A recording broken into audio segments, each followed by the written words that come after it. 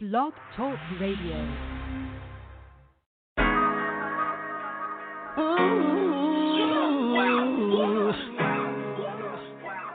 Where do we go from here? Where do we go from here? Lord knows it's so sincere. I gave my heart to you. When my problems disappear. Where do I go? Which way to turn? Preacher man said hell is hot and now I wanna burn. I listen to learn all of my steps. I'ma get the letter weight so I bench press. Bliss, just to be in your midst. The streets keep calling so I put him on. Hey, what's up, everybody? Welcome to another edition of Walking His Ways, Impact Voice. I'm your host, Furman Jackson Jr., broadcasting you live once again from my hometown of Mobile, Alabama. I hope everybody's having a good Saturday. Though they're out and about, I know it's hot, especially down here in Mobile, extremely hot. So make sure you stay with plenty of water and plenty of fluids in your body. But it is a beautiful day, of course. I know tomorrow is Father's Day. We know that's a big celebration for fathers. But today I'll be doing a pre-Father's Day topic of discussion this evening. I got some scriptures I'm going to go through this evening. Not going to prolong the time, but I just want to share a quick quote out of a book that I just purchased not too long ago, and it's called The Law of Success. It's by Napoleon Hill. And in the book it says, success is a very largely a matter of adjusting oneself to the every varying and changing environments of life in a spirit of harmony and poise. I just want you to think about that. And when it says environment and changing environments of life. So we know we have to maintain change when it comes to life. And I hope somebody take heed to what was said about change. We all have to make changes in our life, men and women. We all have to make some type of change in our life in order to be where God called us to be at. So today we'll be coming out of the book of Ephesians. I'm coming out of the book of Ephesians chapter 6. And I'm going to start off at verse 1, but we'll get our keynote scripture is going to be verse 4. So this is what it says. In Ephesians chapter 6, verse 1, it said, children, obey your parents in the Lord, for this is right. Honor thy father and mother, which is the first commandment with promise. Verse 3, that it may be well with thee, that and thou mayest live long on the earth. Verse 4, and ye fathers, provoke not your children to wrath, but bring them up in the nursing and admiration of the Lord. And it says in verse 4, and ye fathers, provoke not your children to wrath. You hear what the Apostle Paul said in we was addressing, writing a letter to the church of Ephesus. He said, and ye fathers, provoke not your children to wrath. So fathers, do not provoke your children to wrath. Do not provoke your children to do the things that they are doing because of our actions. I'm not a father, but one day I desire to have children of my own. And here he's giving instructions saying, ye fathers, provoke not your children to wrath, but bring them up in the nourishing and admonition of the Lord. So he said, don't provoke your children to wrath. So reason why children are acting out today, because the fathers are provoking them to anger. The fathers nowhere present in their lives. So you provoke that child to anger. And it says, ye fathers, provoke not your children to wrath. You provoke your children to wrath because you're not present in their lives. You just can't talk to your child any kind of way and expect your child to respect you. So Paul was saying, provoke not your children to wrath, but bring them up in the nursing and admonition of the Lord. So here he's teaching us how to do it. He's saying, hey, don't provoke them to wrath, but bring them up. Bring them up in a nurturing way. Bring them up in a healthy environment. Because when I have children of my own, I want them to be raised in a healthier environment. I want them to be raised in a positive environment, not an environment where they feel like they have to walk on eggshells, so they can't talk to their mom and dad. But when you want your children to come talk to you about things that's bothering them, and he said, ye father, provoke not your children to wrath. Why did Paul address the father and not the mother? He didn't say the mother. He said, and ye fathers. provoke not your children to wrath. Because you got to understand, he was talking to the man. You got to realize the man is made in the image of the Most High Yah. If you go back to Genesis in the beginning, what did he say? Let us make man in our image and after our likeness. So he addressed the man with this situation. He addressed the man with the issues. He said, and he fought. He didn't say nothing about the wife. He didn't say nothing about the mother. He said, and ye fathers, provoke not your children to wrath, because the fathers are provoking their children to wrath because they're not in their lives right now, or if they try to be in their lives, they don't want to be in their lives. You got the child crying, asking where daddy at, why he not coming around, why he don't woke me no more. So that's how the child is feeling, because the father, it provoked that children to wrath. So when that child gets older, he feels like I don't need to be like my dad. I don't want to get married. I don't want to have children because my dad was not in my life. So that child is feeling that son is feeling that type of way now, because you broke him to wrath because you're not in his life, or you in his life, you're beating on the mother, or you are doing all type of stuff to the mom, you cheating on the mom, and he see all that, and he's getting fed up, he's getting upset with you because you provoke him to wrath. So I'm going to Colossians. I'm going to go to Colossians chapter 3, and I'm just excited about this topic because it's really a good thing. Also, I got a guest I'm integrated to pull in, a brother of mine, David Marshall. David Marshall, welcome to Impact Voice, my brother. What's going on, Furman? What's going on this evening, man? Happy Father's Day to you. Father's Day weekend. I appreciate you tuning in to the broadcast. We've been talking. We was coming out in Ephesians chapter 6, verse 4, and when we know what Paul was addressing the church of Ephesus, he said something in verse 4 when he said, "And ye fathers, provoke not the children to wrath, but bring them up in the nurture and admonition of the Lord." Why did Paul address the fathers, not the mothers? What is your opinion on that? Go. In Ephesians chapter 6, verse 4, remember when Paul was writing the letter, he said in verse 4, "And ye fathers, provoke not your children to wrath." You notice he addressed the fathers, but he didn't say anything about the mothers. So what do you get out of that when he said, "Ye fathers, provoke not your children to wrath"? First of all, the fathers are the leaders.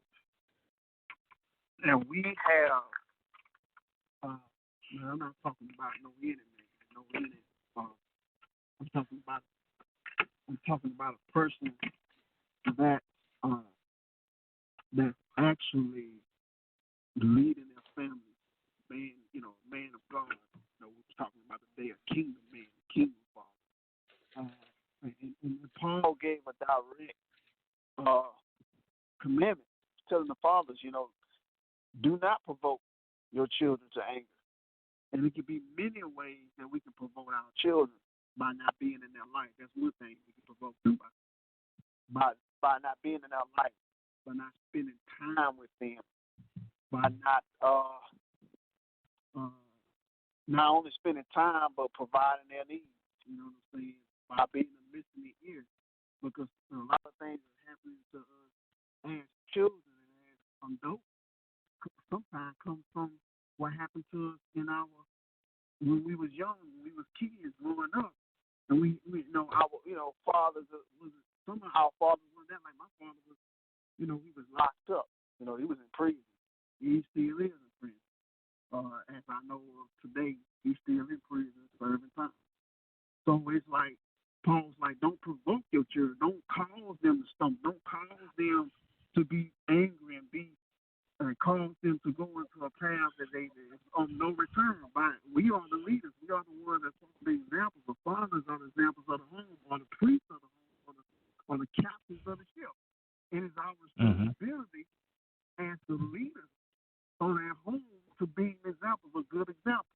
If we're not being a good example in the home, then we're going to cause tragedy in our children, because we played a vital role in that household. That's what I believe. Paul was saying, listen, you need to,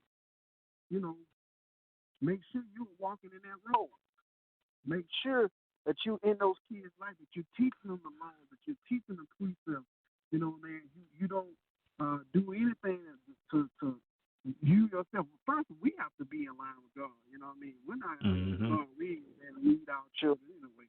We're not, as the men of a house, if we're not in line with God, there's no way in the world we can begin to lead our families, lead our children, and things of that nature. That's what I'm sorry going on. Oh man, you all good. You all good. I mean, I'm looking at Colossians 3:21 to go along with Ephesians 6:4. He said the same thing in Colossians, but he reworded it this way. He said, in verse 21, it says, "Fathers, provoke not your children to anger, lest they be discouraged." You know, once again, he addressing the fathers in this situation. Hey, fathers. He didn't say anything about the wives, the mothers. He said, fathers. Like you said, David, we are the leaders. You know, we made an image of God. You know, the Bible lets us know that God made man in his image after his likeness. So that's like a big responsibility on the man here on the earth, that we're little gods with a G here on earth. And Paul really was on the fathers with, he said, "But fathers, provoke not your children to anger, lest they be discouraged." So we know that it's a big role for the fathers in this generation, not just in this generation, but many years ago, that it was important for the man to be a part of his children's lives. You want to add anything to that, David? Yeah. And I want to look at what provoke means, to call for, to laugh, or to stir up, purposely to fight. You know, I don't know which term. I haven't looked at the Hebrew word of what provoking means. You know, like the Bible says that Ephesians 6:4 says, "Father, do not provoke your children to anger, but bring them up in discipline and instruction of the word." So if we are not bringing them up the right way with instruction, with discipline, and instilling them wisdom, knowledge from God, even from life, we can, like I said, it can be a tragedy situation. It's not up to the mother. We see, thing is, in this world now, we leaving everything to that woman. Everything is on the woman's shoulders now, and that's why our children are going wayward. That's why our children are going astray, especially our sons. You know what I'm saying? A woman can teach a man how to be. I don't care how much that woman tries to be or duplicate or try to be the father. She cannot take the place of the father. I don't care how much. That's why Paul was emphasizing, fathers don't do it.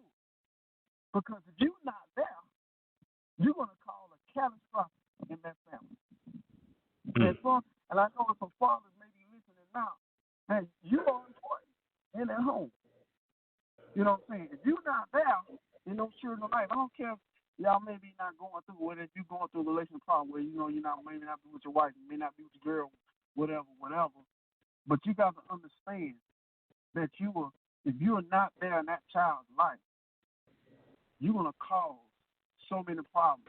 I don't care. It may not be right off, but later on in life, because there's something inside a man that only we can teach that man. Like I got a son myself. You see, and I'm trying to get him to be a man and to teach him the ways of life and how to survive out here already. I'm already instilling him some things.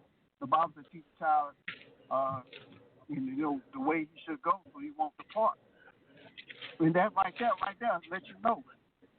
If you don't start it, if the father is not there to discipline him, give him instructions when he get out in his real world, like me, you know, for me, an example, you know, I ain't had my father wasn't there. So, and I understand what Paul said, provoke them in anger. You know, I may not realize it, but half of my problems in my life now, you know, is because my father really wasn't there. Now, I may not notice that, you know, but the things I'm going through with different relationships and different things I found myself going through and making these dumb decisions. Maybe if my father was really there, like to steal those instructions, to show me, to discipline me, to put that foot down. You need that male. That woman can only do it. I ran over my mama. See, my mama, man, I ran over my mama. My mama couldn't contain me. I guarantee my daddy was there. That strong man, no matter who it was, a father, and he was there. I guarantee a lot of stuff I was getting myself I might wouldn't even got into. You know what I'm saying? I was out of control because I'm taking myself for that. I was out of control because my daddy wasn't there. My daddy wasn't there to put that foot down and tell me, boy, you better not go that way. I'm going to beat your tail. You know, when daddy get in the house, you already know what time it is. Like, that's how I am with my son. He don't do that with his mom. He do all that crazy stuff with his mom. But when I go get him for the weekend, that junk shut down. He know who to play with. See, I'm going to tell you something. These children know who to play with. You know what I'm saying? They know who to run over and who not to run over. And that's what I'm saying. We got to get back in that house. We got to get back into that family. We putting everything on that woman to do. We letting that woman. That woman is not called to do with her father. And I don't care how much strong she is, and this new thing they got now, the black strong woman is strong. She, you don't need no man. You need a man. You need that father, especially if you're a single mom. You need a man. You may not, you got to pray to God to send you the right one, but you need a father for them children. Father got to be that you pray to God. I'm getting off subject. I'm getting hold on. Oh man, you all good. Like I said, ain't nothing wrong with that. That was all about. We dialogue and we chopping it up here on Impact Voice. That's what it's all about, Impact Voice. I'm looking at Genesis chapter 18 and 19. It says, I'm picking up at 18. This was, of course, just dealing with Abraham and things like that. And Genesis 18 says, "It's seeing that Abraham shall surely become a great and mighty nation. All the nations of the earth shall be blessed in him." Verse 19, "For I know him, that he will command his children and his household after him, and they shall keep the way of the Lord to do justice and judgment, that the Lord may bring upon Abraham that which he has spoken of him." Here he said, "For I know him, that he will command his children and his household." See, once again, it's going back to the father. He talking about them. He wasn't talking to Sarah. He said, "I know him." He was talking about Abraham. So we hear God say, "I know him, that he will command his children and his household after him." So God knew Abraham's heart, David, when he said, "I know him, and he would command his children and his household." So Abraham was that man that loved his children, and he knew that God knew that Abraham was going to teach his children. We know Isaac was a child of promise. So it's like God can trust this man to say, you know what, he's going to teach his household. He's going to teach his children how to walk in the things of me. And we have to do that today as men. We have to teach our children. We are life teachers. We got to teach our children. I mean, we got to do another program on this one again. But it's some deep stuff. But we have to get better, men. We have to it's more than teaching. I think it's a exciting topic. We're going to have to get back on this one again.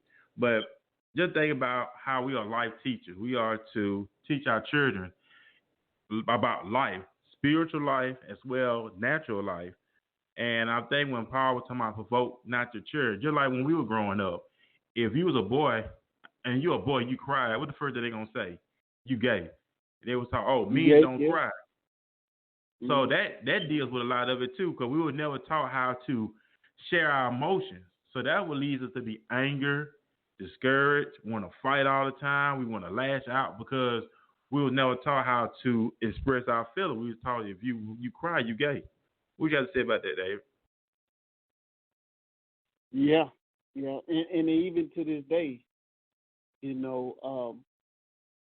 now I have never kind of experienced that because my dad, like I said, my dad was in prison. So I ain't never got that type of teaching, or I developed that in the streets. You know what I mean? I grew up around some hardcore, heartless guys. I guess I learned that type of behavior from the streets. like I said, my fathers and my big brothers was in the streets. So I learned that you know what I'm saying, that your man don't supposed to fly and all that stupid stuff, how we treat women and different things, those type of days. And I'm gonna tell you, when you teach especially a young boy, this is what I'm trying to get away from too. Because I could be cold, I could be hard, with my son too, and I'm kind of letting up off on him a little bit. That's that tradition. Well, you don't need to be crying, because to tell you something, life is challenging, and we got to teach our boys it's all right to let these emotions go, because you don't want to create a monster. You know what I mean? Because life will break you down. I don't care how strong a man you is. You're going to have to learn how to challenge your emotions. And we got to teach our young men it's okay, to go and cry, maybe to yourself. And the women, too, got to allow us to show those emotions. Some of the women now can really get turned away from. Sometimes we have to put on that role, because some women don't want no man that cry or cry baby. So it's like you as a man, as a young boy, we trying to put this mantra, but some women don't want that. And so we as a society that's been taught and passed down to generations, that's got to come to a point where now it's got to be both sides of the spectrum. The mom and the dad got to allow that child to express himself without being chastised for it. I never, like I said, I didn't have a father, so I don't know how that feels to get punched in the chest if I'm shedding them tears. But if you don't say, so I kind of find myself, and I had a little habit, and I developed that habit, and I'm trying to change that habit, because I'm hard on my son a little bit. There's certain things I want him to be, being a strong man. I don't want him to be like I was, like I am in my life now. I want him to be better. I want him to be disciplined. I want him. But that's a way to do things. And I think that we have to learn how to do it. We learn. My dad taught me this. That's how we learn in a community. Well, Daddy taught me this. So I'm gonna pass this down. Keep passing those same way of training and things and those habits that we have as men to our children. And they grow up being heartless. They grow up being a wife. They grow up being abusive because they don't know how to challenge. The anger. And the wife, they get in these relationships and they got a woman that he's going through this pressure coming from working, and he don't know how to deal with it. So he's trying to be this strong, masculine man, and he challenging it through drinking. He become an alcoholic. He become a sex addict. He become, it all stems from that. Not to challenge those emotions. And I think it's all right. To go ahead and cry sometimes. Because I cry. I cry. So I'm a crybaby sometimes. I got to admit, I'm a crybaby. You may not never see it, but look, it's the thing. Look, trying to be macho and get me nowhere. When I learned how to just, I think the number one problem, even as Christian men sometimes, I think, I had a friend in the past, man. He passed away. I think I ain't never seen him broken pride to this one time. I said, man, if he would have done that, I think he would be still saved. I just think a lot of us men, we don't know how to. When I caught him crying, he was like, oh, man, I'm sorry, man, I ain't supposed to be doing all that, man. I ain't know. He got hard and started shaking his face. I'm like, man, it's all right. It's cool, man. Yeah, I caught you crying, but it ain't nothing wrong with that. And I think, before God, man, ain't nothing wrong with being broken before God, being crying. We need a bunch of men to do that. And maybe if we, as men, as older men, as fathers, right now, as I am, we show our child there's nothing wrong with being broken before God. You know what I'm saying? Being broken. See, that's how God said He draws near to the broken heart. You know what I mean? So I think that's the wrong type of teaching, because even the Bible said that He would love for us to be broken before Him. So, Yeah. Oh, I totally agree with what you're saying 100%. It's good to see young black males be able to talk about this here on the airways. They're talking about the negative stuff. And we're a life teacher. You want to be able to teach your son how to treat a woman, when you get ready to start dating, how to treat her right. We don't, more than thinking. We talk about this all the time. More than thinking, it's more to her than thinking with the wrong head. That just keep it real, because that head in our pants get us in the world of trouble. But better too. I mean, we just keeping it real. You don't impact boys. We got 4 minutes left.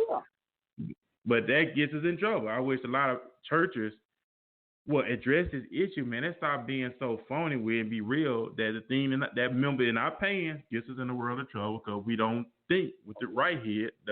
So we better teach our boys, hey, don't think with that thing in your pants. That gets you caught up. But better use, the words of wisdom, and also with the help of the Holy Ghost. We gotta have the Holy Ghost to keep us in that right path, but it takes that time. I'm gonna go to the last one. We only got 3 minutes left. Hey, Dave, so you have anything you want to add to it? We got 3 minutes left, so you got anything you want to share?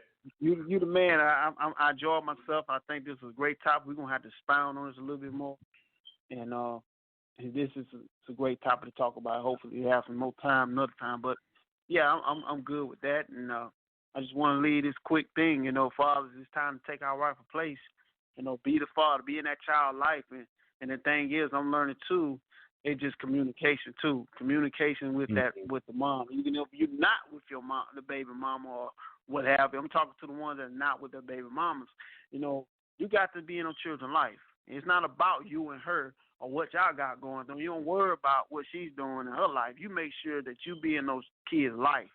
You know what I mean? Mm-hmm. No matter what the situation with you, your mom, the ex-wife, or whatever, you got to make sure that you are in those children's life and being a father there because they need you. That's it, bro.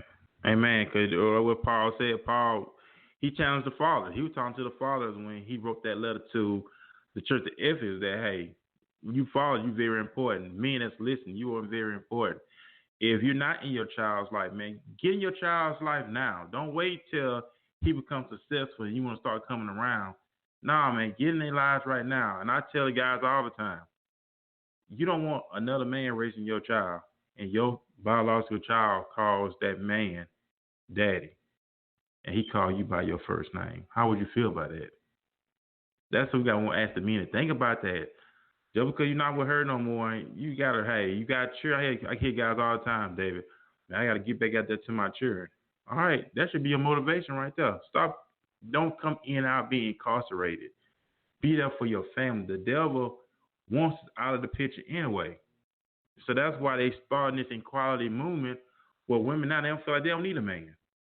So women now feel like, hey, I can use that by myself. But no, man, we have a role to play. Paul lets us know that when we talk about that today. He was saying something to the fathers. So he said, fathers, provoke not your children. So we should not be provoking our children at all. But we are life teachers. I hope this word was encouraging. I thank you, Dave, for tuning in with me and dialoguing with me, chopping it up with me on the short notice. I do appreciate you, man, taking time out to be on the broadcast. God bless you, bro. Amen. So we want everybody, man, have a great Father's Day weekend. Love your children. Be there for them. And every day is Father's Day. Not just one day. Every day is Father's Day. So I want y'all to have a great weekend. And I'll see y'all tomorrow at 5 o'clock. I have Jazzy Red. She will be my guest tomorrow at 5. And at 5:30, I'm doing 2 shows. I'm doing a 5 o'clock and a 5:30. So the broadcast is growing. So I have King James. He's a rap artist out of Atmore, Alabama. He will be on at 5:30. So tune in at 5 o'clock and 5:30 for Jazzy Red at 5 and King James at 5:30. And Dave, I thank you. And we're going to get back on this broadcast again. And we're going to chop it up. Hopefully we do it Facebook Live and really chop this thing up. Oh, yeah. So, amen. So y'all have a great Saturday. And, man, y'all enjoy that barbecue also. I know somebody barbecuing today. Yes, sir. Amen. We'll see y'all tomorrow. Peace. God bless you.